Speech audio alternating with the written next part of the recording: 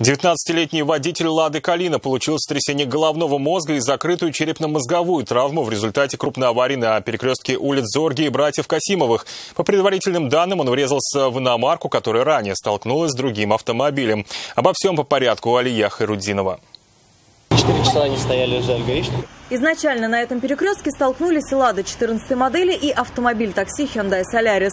Водитель отечественного автомобиля въехал в иномарку при развороте. Автомобилисты вызвали на место сотрудников ГИБДД и ждали их приезда несколько часов. Вскоре к участникам ДТП невольно присоединился водитель «Лады Калина». Из-за сильного удара 19-летнему парню потребовалась помощь медиков.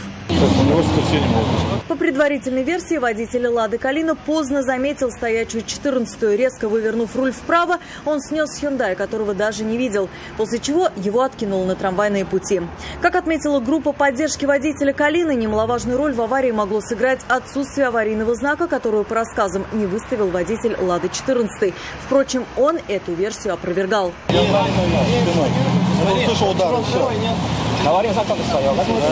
Кто и какую ответственность понесет за произошедшее, предстоит решить уже сотрудникам ГИБДД. Помимо затрат на ремонт, виновнику аварии придется оплатить простой трамваев. Алия Хайруддинова, Айрат Назипов, Константин Бушуев. Вызов 112.